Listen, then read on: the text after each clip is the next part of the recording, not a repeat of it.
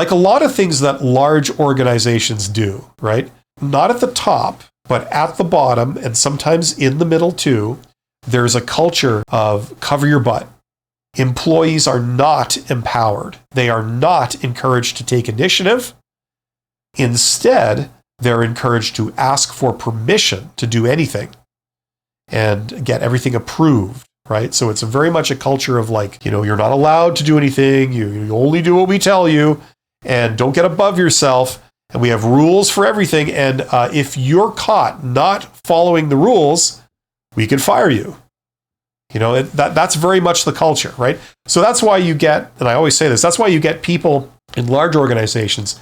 Large organizations, I've seen this so many times, they're just buildings full of people sending emails to each other all day. They don't want to talk to each other. No, they have to communicate in writing. Everything has to be typed out. Why? A lot of the time, it's because they want a paper trail, so no one can accuse them of saying something they didn't, right? It's to cover their butt, right? You can't blame me. It says right here that I said that, not this thing you're accusing me of. So it's very much like a culture where people don't want to take responsibility for things.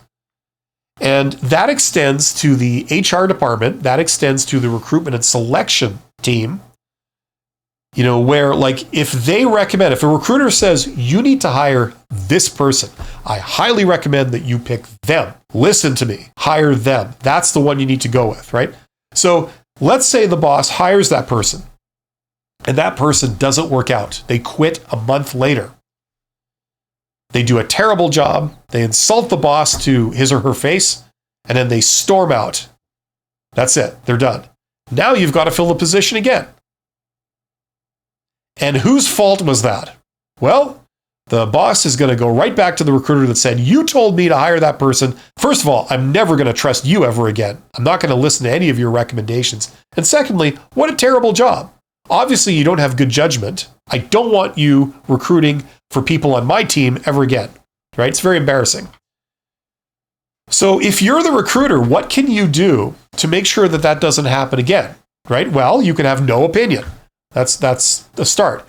But if you have to recommend someone, how can you do it in such a way that you won't be blamed if the person you recommend doesn't work out? And here's the answer. You use a lot of external tests.